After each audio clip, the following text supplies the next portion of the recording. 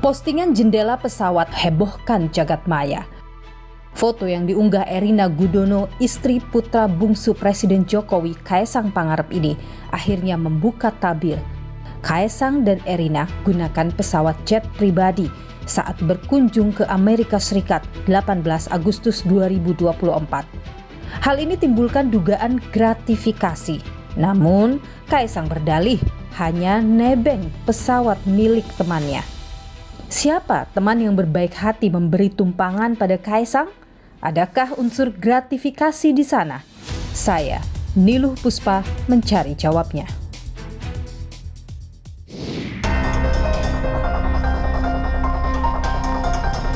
Kami membutuhkan penjelasan Saudara Kaesang terkait hal ini karena kami menduga patut diduga ada kaitannya dengan penyelenggara negara.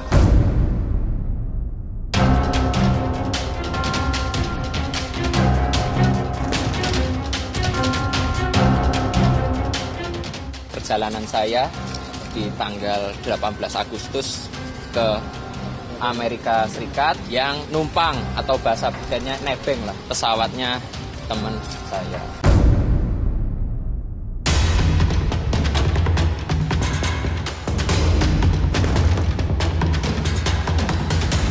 Apakah kemudian kita bisa tahu private jet ini tuh sebenarnya kapan sih dibeli atau siapa yang membeli? Pembelinya adalah Garena Online Private Limited. Dia terbang dari beberapa tempat di luar negeri gitu. Dan setelah itu dia beroperasi di Indonesia beberapa kali. Ada datanya bahwa dia terbang di Indonesia banyak kali? Iya, soalnya dia berangkat dari Jakarta. Dan ini terlihat juga banyak dari Surakarta ya?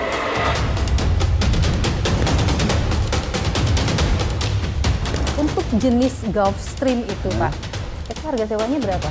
Per hoursnya sekitar 15.000 sampai 17.000 lah US dollar per hour. Apakah dalam sistem private jet itu biasa Pak memberikan tebengan ke teman? Kalau ke Amerika sih jarang ya, kan mahal. Lagi ngobrol-ngobrol, saya mau berangkat ke Amerika, temennya juga mau berangkat ke Amerika. Ya udah, kita bareng aja. Jadi temannya ikut dalam penerbangan itu? Ada. Oh, itu teman dekat Mas Kaesang memang? Teman main. Banyak yang beredar ya katanya pengusaha besar gitu. Polemik terbang Kaesang Pangarep bersama istri Erina Gudono ke Amerika Serikat kian menjulang tinggi. Foto jendela pesawat yang diposting Erina Gudono menjadi kotak Pandora pemicu kemarahan publik. Sejumlah pakar mengungkap Kaesang dan Erina tak menumpangi pesawat komersil ke Amerika, melainkan private jet berjenis Gulfstream G650ER dengan nomor registrasi Amerika Serikat N588SE. Dilansir dari situs Gulfstream Aerospace, seri G650ER merupakan pesawat jet canggih, memiliki sayap aerodinamis dengan teknologi fly-by-wire, membuat penerbangan nyaman. Selain itu, mesin Rolls-Royce yang digunakan memungkinkan pesawat terbang dengan kecepatan tinggi. Soal kemewahan, jangan ditanya. G650ER memiliki interior luas dan kabin yang bisa disesuaikan kebutuhan. Biaya perjalanan jarak jauh dengan menggunakan private jet tentu tidaklah murah.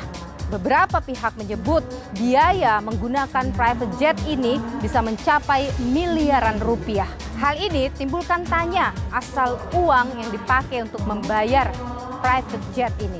Apalagi beredar kabar Kaesang diduga gunakan private jet tak hanya sekali, yaitu 18 Agustus 2024 saja, namun beberapa kali di waktu berbeda.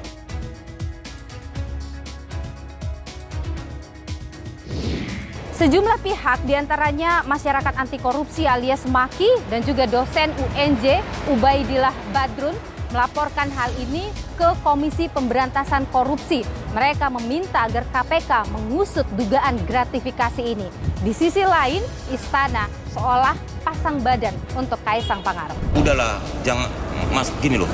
Satu istrinya Mas Kaesang itu kan hamil udah 8 bulan, kan nggak boleh naik angkutan umum. Pesawat umum mana boleh. Bukan masalah naiknya, dugaan gratifikasi. Iya, dia nggak bisa, itu temennya kok. Sama kayak saya pinjemin kamu, temen. Apalagi bukan pejabat publik. Bukan pejabat publik. Mengenai charter-mencarter atau penyewaan private jet ini, kalau kita mau jujur sih sudah lama ya. Banyak orang-orang kita, para pengusaha, terus para pejabat juga, terus artis, memakai private jet semuanya. Mas Kaisang ini bukan pejabat publik, ya, dan dia sudah dewasa, dia sudah punya hidup sendiri, sudah punya bisnis sendiri, dan dia bukan pejabat publik.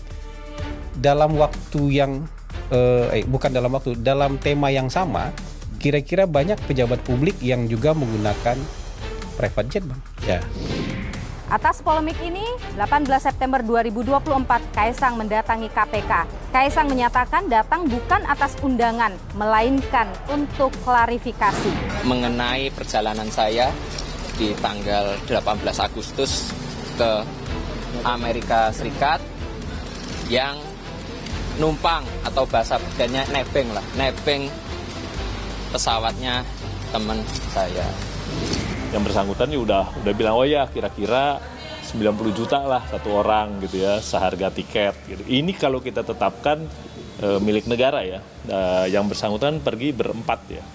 Jadi Kaisang, istrinya, kakak istrinya, dan stafnya gitu. Jadi berempat. Jadi kira-kira 90 juta, kalau 4 kira-kira 360 lah, kalau ditetapkan milik negara. Klarifikasi Kaisang ke Komisi Pemberantasan Korupsi menuai sorotan. Sejumlah hal dipertanyakan oleh publik. Salah satunya adalah soal dokumen yang dibawa oleh Kaisang ke KPK. Kaisang tidak membawa dokumen apapun terkait dengan penerbangannya ke Amerika Serikat. Salah satunya adalah manifest penumpang. Kaisang hanya datang membawa formulir gratifikasi yang sudah ia isi. Yang kedua adalah soal pernyataan Kaisang mengatakan bahwa ia hanya nebeng private jet milik temannya saat ke Amerika Serikat. Yang kemudian belakangan diketahui menurut pernyataan KPK, seseorang itu adalah berinisial Y. Namun KPK tidak merinci lebih jauh siapa sosok Y ini. Tapi warganet, publik itu menduga-duga bahwa Y ini adalah bos dari sebuah perusahaan teknologi, sebuah startup besar di Indonesia. Polemik Kaisang nebeng private jet milik temannya membuat dugaan gratifikasi kian berembus kuat. Benarkah Kaisang kerap menggunakan private jet ini secara cuma-cuma alias gratis? Dan benarkah itu atas sokongan pertemanan saja? Saya akan tanyakan ini kepada juru bicara Kaisang Pangarep, Francine Wijaya. Namun sebelumnya saudara, saya akan mengajak Anda untuk bertemu dengan manajer riset Tren Asia, Zaki Amali, untuk mengetahui data lebih jauh berapa kali Kaisang sebenarnya terbang menggunakan private jet. Juga soal biaya menggunakan private jet jenis Gulfstream ini. Saya akan tanyakan ini ke pengamat penerbangan. Ikuti saya.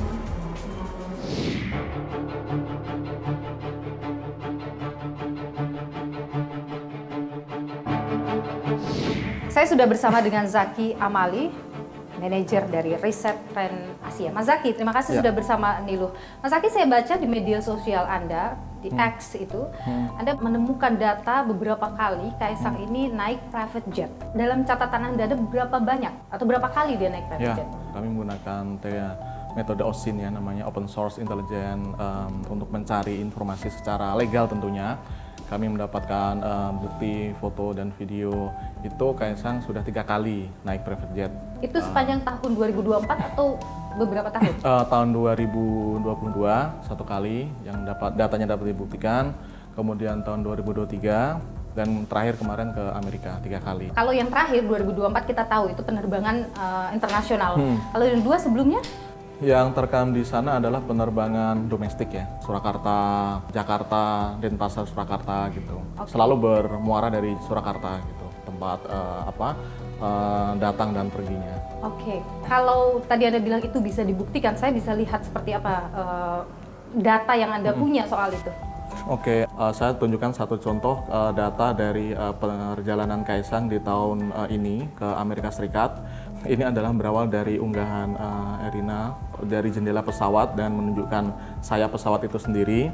Dan kemudian saya mengumpulkan banyak sekali foto-foto Erina di sana dan kemudian mencoba mencari gitu ya pesawat yang berangkat dari Halim di sekitar tanggal 18 Agustus ke Amerika itu pesawat apa gitu, dan kemudian menemukan bahwa indikasinya itu adalah pesawat Gulfstream. Di sini ada keberangkatan di tanggal 18 di nomor 9 ini gitu. N588 SE ini adalah pesawat register di Amerika Serikat yang beroperasi di Indonesia dan digunakan oleh Kaisang gitu. Kita lihat di sini datanya waktunya 10.34. Take off 10.34. Ya, ini UTC itu plus 7 jam Indonesia. Jadi sekitar jam 5 atau setengah 6 sore gitu dia berangkat gitu, terus transit ke bandara di Jepang. Kemudian yang mana menunjukkan bahwa dia transit? Ini dia take off sementara untuk mengisi bahan bakar di Jepang. Itu yang Tokoname? Ya, kemudian dia lalu ke Los Angeles gitu. Apakah Los Angeles itu menjadi tujuan terakhirnya atau dalam setelah di Los Angeles dia ada penerbangan yang lain daripada itu? Jadi dari Los Angeles dia pergi ke Las Vegas, kemudian dari Las Vegas dia pergi ke Philadelphia, kemudian ke Bedford, kemudian ke New Haven, kemudian ke Philadelphia gitu. Jadi ada banyak sekali perjalanan pesawat ini di US di dalam rentang waktu keberadaan Kaisang di Amerika Serikat.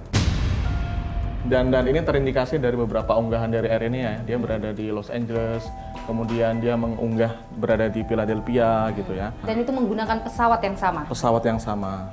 Ini tidak lagi terbantahkan, dan kita tahu bahwa ketika saya unggah ini beberapa waktu lalu itu belum ada konfirmasi, tetapi saya sudah yakin bahwa memang ini pesawatnya dan sekarang terbukti gitu ya.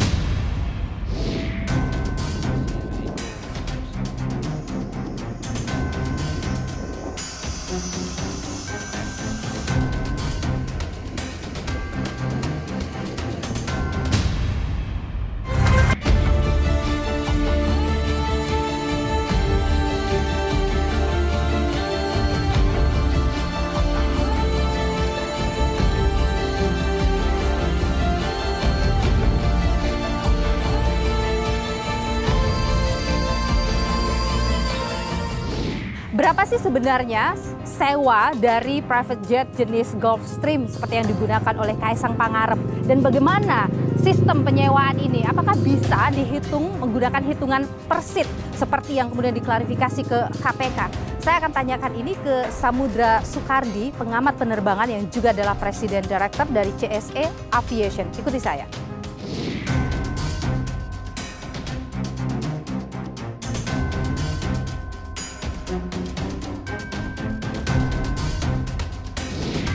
Sudah bersama saya Samudra Soekardi, pengamat penerbangan yang juga adalah Presiden Director dari CSE Aviation. Terima kasih Pak Samudra sudah bersama Niluh, sehat selalu Pak. Terima kasih Bu. Pak Samudra, ada yang mencuri perhatian belakangan terkait dengan penggunaan private jet yang dipakai oleh putra bungsu Presiden Jokowi, Kaisang Pangarep, yaitu private jet jenis Gulfstream. Dan yang menarik adalah ketika melakukan klarifikasi ke KPK, ia menyebut dia nebeng, dan ketika ditaksir berapa kira-kira biaya yang digunakan, dia menghitung per seat. Jadi mereka berempat ya kurang lebih 4 seat dengan 1 seatnya 90 juta. Apakah dalam sistem sewa private jet itu menggunakan sistem per seat, Pak? Bayarnya tidak per seat ya, bayarnya tidak pernah per seat. Jadi industri bisnis aviasi atau airlines itu ada dua mainly ada dua. Satu adalah rute regular komersil, yang kedua adalah charter. Kalau yang private jet masuk ke charter, kalau yang regular itu dia boleh jual ke umum per seat ya, kayak Garuda, Lion atau Batik dan sebagainya. Kalau charter itu harus mencarter satu pesawat dan rutenya rute charter gitu loh. Dan itu tidak dihitung per seat, harganya tidak per seat. Jadi dihitungnya per hours biasanya. Jadi 1 jam penerbangan berapa gitu loh. Ya itu yang dibayar. Dan itu berapanya juga tergantung tipenya pesawat dan juga tergantung konfigurasi seatnya berapa orang gitu. Untuk jenis Gulfstream itu Pak, itu harga sewanya berapa? Harga per hours? Per hoursnya sekitar 15.000 sampai 17.000 lah US dollar per hour. 15.000 15.000 sampai 17.000 per hour. Saya mau lihat dulu untuk yang digunakan oleh Kaesang. Ini adalah G650ER dengan nomor registrasi pesawatnya itu adalah N588SE. Anda tentu sudah melihat bagaimana spesifikasi dari pesawat ini, Pak. Ya. Itu harganya itu berapa kira-kira? Kira-kira 17 ribuan lah. 17.000 per hours. Per hours. Kalau kita hitung penerbangan ke Amerika? Ke Amerika, Gulfstream itu bisa maksimum terbang adalah 12 atau 13 hours lah. 12 maksimal ya. Berarti kalau dari Indonesia ke Amerika harus transit dulu? Harus transit, makanya dia melalui Tokyo. Jakarta Tokyo itu 7 jam. Dari Tokyo ke Los Angeles itu kira-kira 11 jam atau 12 jam gitu kira-kira ya. Karena kecepatannya dia cukup cepat juga gitu. Itu 900 km per jam. Dia bisa ketinggian di atas 40.000 feet, kira-kira 50.000 feet. Jadi Pak, kalau kita lihat kemarin, meskipun ini masih dalam proses investigasi yang dilakukan oleh KPK, based on klarifikasi yang dilakukan oleh Kaesang Pangarep, tapi secara hitung-hitungan ketika menghitung per seat itu sudah salah. Salah, nggak bisa charter flight dihitung orang bayar per seat gitu aja udah, nggak bisa. Dan itu menyalahkan regulasi penerbangan di Indonesia karena kalau charter flight itu tidak boleh jualan tiket. Kalau dia jual tiket ke orang nyari penumpang itu nggak boleh. Jadi yang disewa itu adalah ACMI fuel. Nah itu per flight hours. A-nya aircraft, C-nya itu kru itu pilot, cockpit dan cabin. Jadi pilot, co-pilot sama pramugari atau pramugara. Ini cabin. Jadi tadi adalah pesawatnya berapa, per hoursnya, krunya berapa, maintenance-nya yang harus dilakukan apa aja. Kan stop, ground stop itu kan ada transit check namanya kalau maintenance-nya. Dia begitu transit kan dicek, di refueling, di segala macamin lagi baru boleh terbang lagi gitu kan, ada cek. Jadi ada maintenance-nya. Terus insurance-nya buat pesawat, buat orang pilotnya, krunya, buat orang-orangnya, dan buat lain-lain lah, banyak lah itu. Insurance-nya harus insurance. Terus fuel, harga fuel berapa? Dia berapa selama perjalanan harus dibayar juga, dibundle di namanya ACMI plus fuel gitu, namanya sewa pesawat. Oh, itu per hour. Per hour tadi itu include semua di situ. Apakah dalam sistem orang menyewa private jet itu biasa Pak memberikan tebengan ke teman? Boleh nebeng nih kita naik private jet ke Amerika? Kalau ke Amerika sih jarang ya, kan mahal. Kenapa? Gitu. Kan karena mahal. Iya. Nggak mungkin saya. Nggak mungkin, kan mahal. Siapa orang mau buang uang? Kalau dia bukan siapa-siapa, sulit rasanya ada orang yang mau mengeluarkan sekian miliar. Nggak mungkin. Saya sih ya sering juga ikut private jet gitu. Emang nggak bayar, tapi satu grup gitu loh. Misalnya kalau Menteri Perhubungan kan ada itu private jetnya punya gitu. Siapa ya ikut kita satu tim gitu, ikut. Tapi pakai manifest gitu emang nggak bayar, kita ikut. Private jet itu yang bayar perhubungan kan, dan punya perhubungan. Gitu. Kalau saya bilang sih lebih nyaman pakai airline biasa gitu. Ambil aja misalnya taruhlah di atas business class, first class gitu. Lebih enak, nggak semahal itu juga. Baik. Pak Samudra Soekardi, pengamat penerbangan sekaligus adalah Presiden Direktur dari CSE Aviation. Terima kasih sudah berbagi pandangan. Kita nantikan bersama bagaimana kerja KPK dalam kasus ini, Pak. Terima kasih. Terima kasih juga.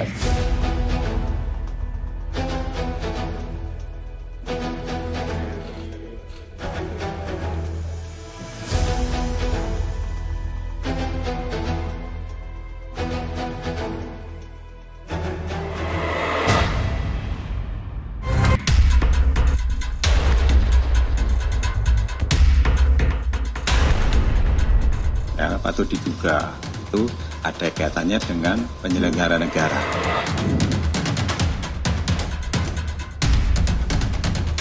Nebeng pesawatnya teman.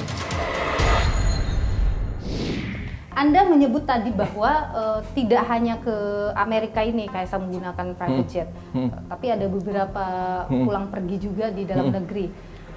Ada data soal itu, Mas? Ya, ada beberapa video di YouTube yang saya dapatkan, itu dia melakukan perjalanan domestik gitu ya, di tanggal 25 Agustus ini 2023, dia perjalanan dari Denpasar ke Surakarta, ini landing.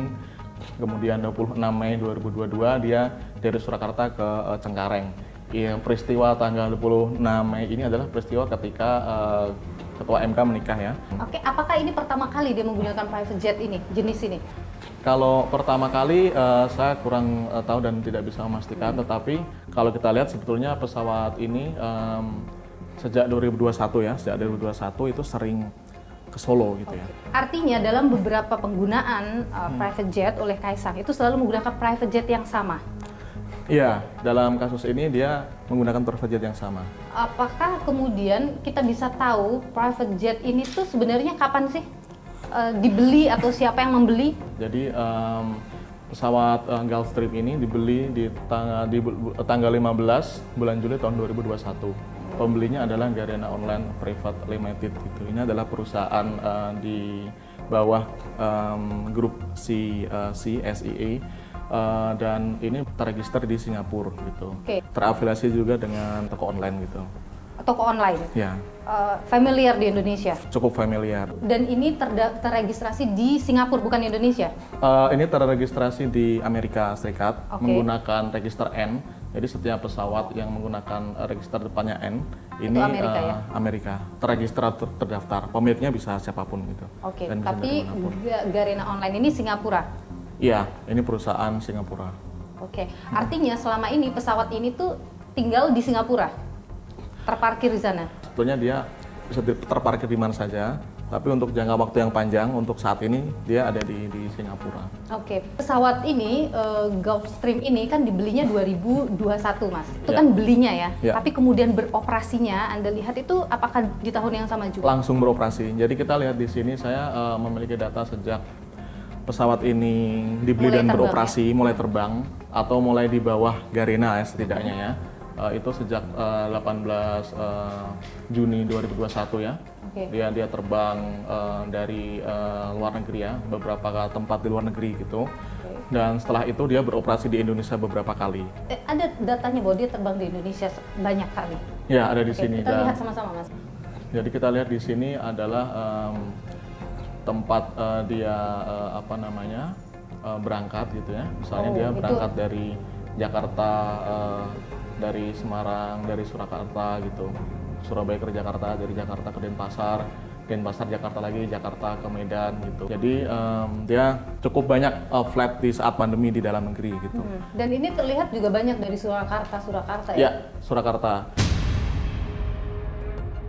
Kan si pemilik private jet tadi, Garena Online itu kan menyewakan private jet ini ya? Atau dia gunakan untuk kepentingan pribadi? Nah, ya, saya menduga seperti itu. Ini bukan pesawat yang dikelola untuk dibisniskan kembali atau disewakan kembali atau dicharterkan. Karena biasanya ada pesawat pribadi yang dicharterkan dan ada yang memang dipakai sendiri oleh ownernya. Ketika ini menjadi pesawat yang disewakan, ini juga harus ada perizinan dan ada lisensi yang dia miliki gitu. Dan Garena Online tidak punya spesifikasi untuk menyewakan pesawat? Saya cek atau saya belum ketemu, memang dia belum punya lisensi atau belum mengarah menjadi pesawat sewa atau pesawat charter. Garena Online ini sebenarnya perusahaan apa sih? Dia bergerak di bidang apa? Di website mereka menyebut sebagai perusahaan teknologi dan perusahaan gaming ya. Bukan perusahaan penyewaan private jet? Bukan perusahaan penyewaan. Kita balik ke foto tanggal 26 Mei 2022 Mas. Itu orang-orang yang berdiri bersama Kaisang, ada yang Anda tahu tidak? Saya sebetulnya tidak tahu nama-nama dan orang yang ada di foto ini gitu. Tapi beberapa warganet mengidentifikasi ya. Salah satunya adalah di sini di sebelah kanan Kaisang ini adalah kalau saya tidak salah adalah Yigeng atau Geng Ye gitu. Dia adalah pemilik dari Garena itu sendiri. Online ya. Dan ini kita sebut masih diduga ya Mas ya. Masih karena diduga. belum ada klarifikasi. Betul. Sebelahnya lagi? Selebihnya saya tidak tahu dan belum ada identifikasi ke sana. Oke, karena selama ini pada saat klarifikasi ke KPK juga Kaisang mengatakan dia nebeng di oleh temannya, ditebengin oleh temannya yang berinisial Y. Inisial Y itu masalah depannya. Tapi kita nggak tahu nih bener nggak nama lengkapnya ini gitu, siapa ini orang, WNI, WNA atau apa gitu. Jadi dibilang pesawat punya siapa juga nanti kita konfirmasi lagi. Ya. Tapi apakah ini yang dimaksud? Tentu itu butuh klarifikasi lebih lanjut betul, ya. Betul. Sejauh ini belum ada ya data-data Anda dapat soal itu ya?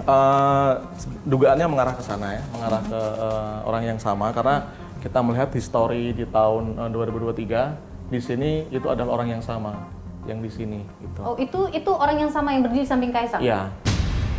Pengetahuan Anda, apakah orang itu tinggal di Indonesia? Sepertinya tidak ya. Tidak tinggal di Indonesia. Dia pebisnis Singapura ya. Kemungkinan warga Singapura kemungkinan. Oke. Kalau tadi Anda sebut bahwa ini tidak Gulfstream itu tidak disewakan, itu bukan penyewaan private jet begitu. Berarti ada kecenderungan Kaisang itu tidak mungkin menyewa private jet itu ke ownernya. Karena kan sekali lagi Anda sebut tadi harus ada beberapa persyaratan untuk menyewakan. Ya, dan satu itu sangat tidak masuk akal ya, dia menyewa pesawat ini, bahkan sangat tidak masuk akal ketika ini dianggap harganya atau nilai sewanya itu disetarakan dengan nilai tiket pesawat kelas bisnis ke Amerika gitu ya. Bahkan nilai pesawat kelas bisnis itu bisa sampai 150 juta gitu.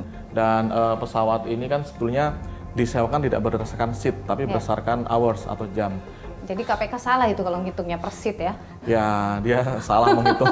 Dan lebih salah lagi karena ternyata perusahaan ini bukan perusahaan penyewaan private jet. Ya, betul.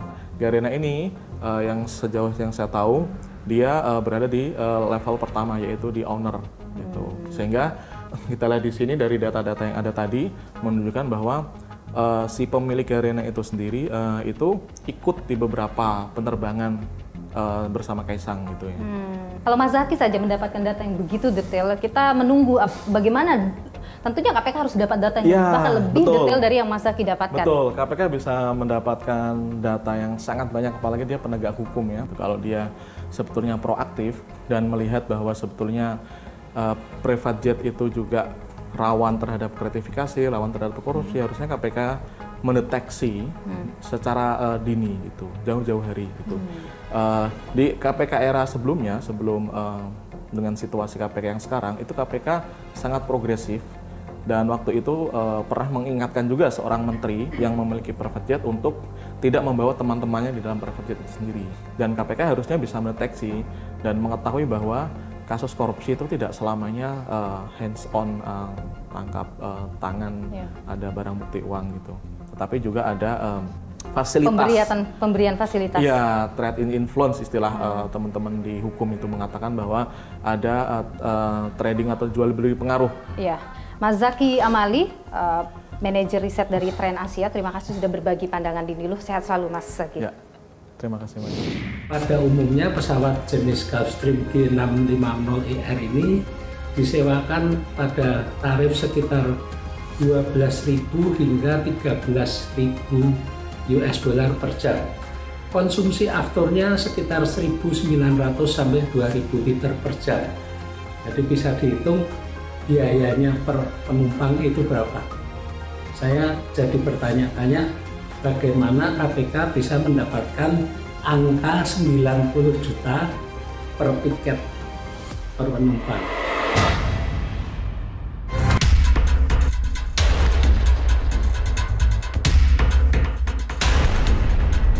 Ya, patut diduga itu ada kaitannya dengan penyelenggara negara.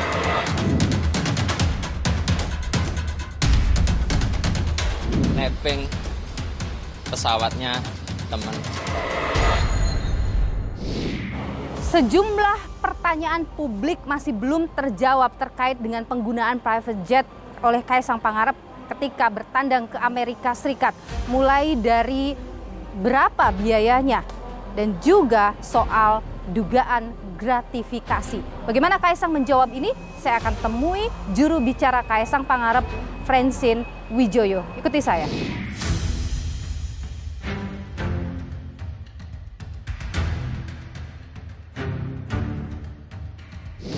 Sudah bersama saya, Francine Wijoyo, juru bicara Kaisang Pangarep. Mbak Francine, terima kasih sudah bersama Nilu, sehat selalu. Terima kasih juga Mbak Nilu, udah diundang oleh Kompas nih. Terima kasih, ini untuk menjawab beberapa pertanyaan publik yang banyak sekali muncul ya terkait dengan Ketua Umum PSI, Mas Kaisang Pangarep. Pertama soal kedatangannya ke KPK. Setelah hampir sebulan berpolemik, jadi pembicaraan publik gitu, Mas Kaisang akhirnya datang ke KPK. Apa yang membuat Mas Kaisang itu sampai akhirnya memutuskan datang ke KPK? Kalau kita melihat dari aturan, dari formulirnya, itu kan sebenarnya memang tidak ada kewajiban untuk melaporkan dugaan gratifikasi karena Mas Kaisang ini kan bukan pejabat publik, bukan pejabat negara, bukan penyelenggara negara lah. Gitu. Tapi karena isunya ramai gitu, kan jadinya Mas Kaisang juga ya udahlah kalau begitu kita konsultasi aja ke KPK. Benar nggak sih ini termasuk sebagai dugaan gratifikasi? Oh, jadi itu konsultasi ketika datang ke KPK kemarin itu? Betul. Jadi ketika datang ke sana memang konsultasi mau minta arahan dari KPK bagaimana menyikapi tudingan-tudingan yang ramai di media massa ini gitu. Nah, kemudian kan pada saat diskusi dengan KPK kemudian diarahkan oleh KPK, ya udah kalau gitu diisi aja formulir laporan gratifikasi. Itu formulir dikasih di KPK karena ada info dia sudah membawa, Mas Kaisang sudah membawa dari rumah formulir. Jadi kan memang kita sudah pelajari dulu dong gitu. Ini kalau lihat formulir ini banyak hal yang kayaknya tidak gimana ya cara mengisinya, kan kurang lebih seperti itu kan gitu.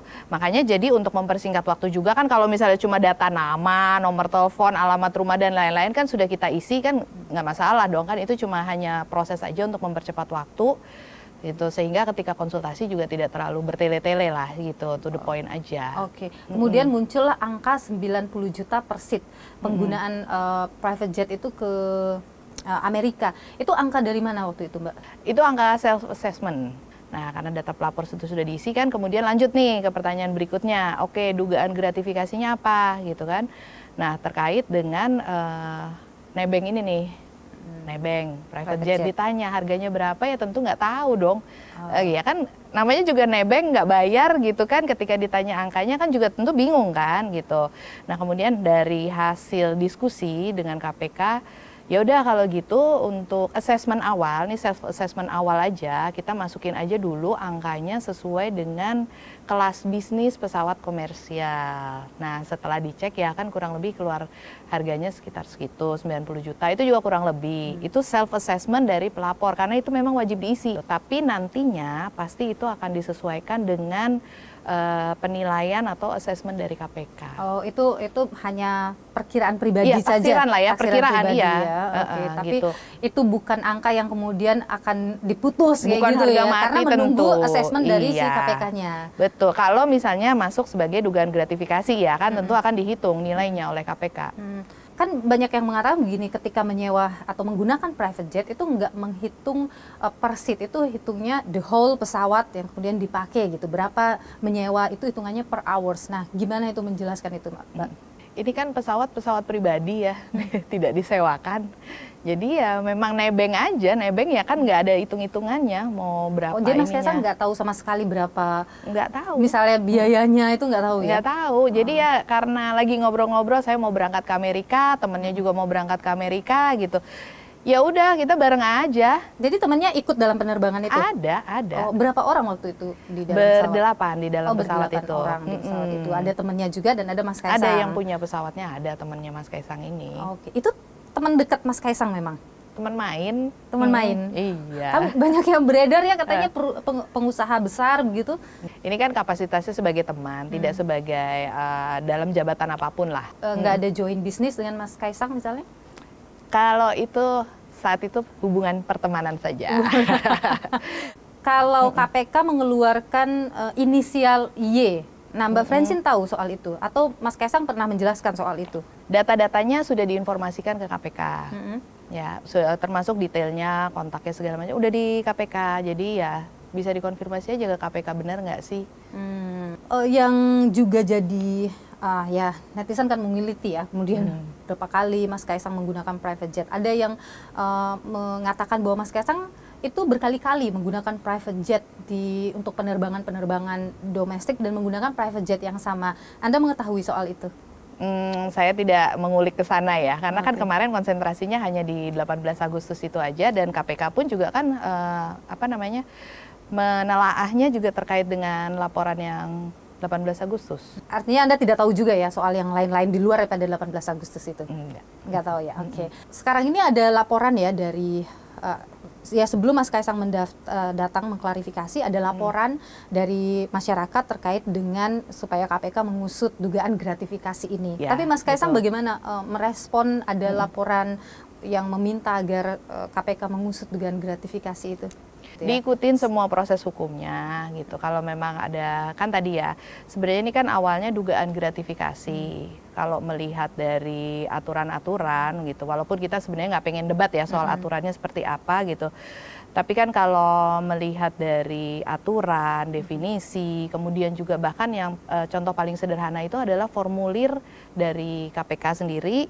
Dari daftar isiannya, itu bisa dilihat semua ya di websitenya KPK gitu. Dari daftar isiannya adalah 2 poin yang wajib dicantumkan di situ adalah jabatan dan lembaga negara di mana dia menjabat.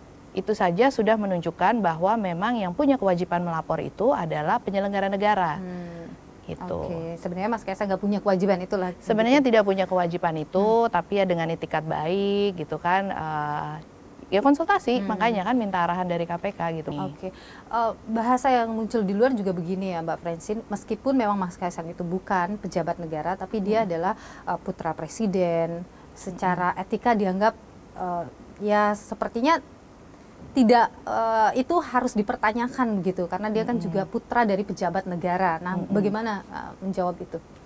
Sebenarnya sih kalau dilihat dari keluarga lah, keluarga dari penyelenggara negara ya. Sebenarnya bukannya banyak ya, gitu. Kalau kita lihat kan gitu yang terbuka di publik gitu kan, berita-berita yang beredar siapa aja sih pengguna private jet gitu. Tapi apakah memang perlakuannya sama? Gitu, maksudnya perlakuan publik ya, gitu. Apakah sama gitu? Tapi terlepas dari itu semua, gitu kan, Mas Kaisang memilih untuk tidak berdebat mengenai itu.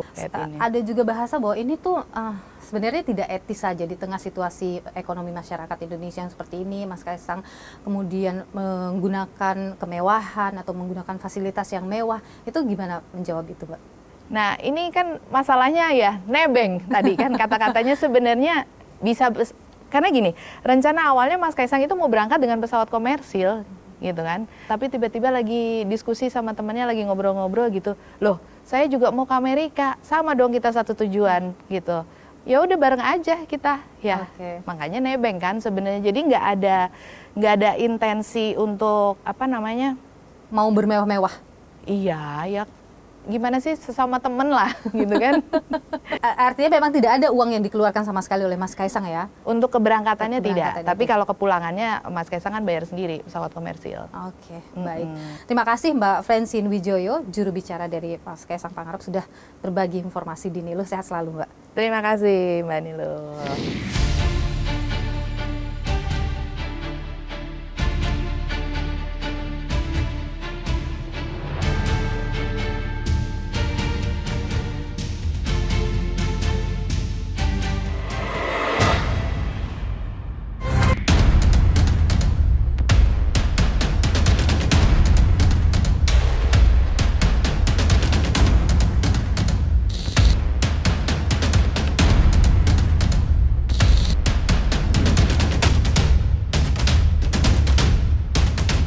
Nebeng pesawatnya teman.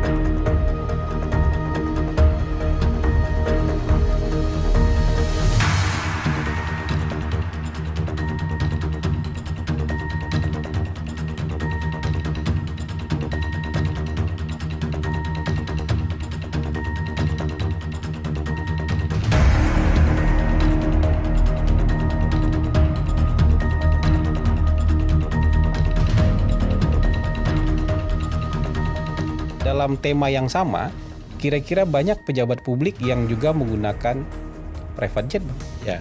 Atau misalnya kita bisa lihat yang lain-lain lah, tokoh-tokoh publik yang masih menjabat bahkan, Bang, yang naik private jet, tapi ketika itu nggak heboh.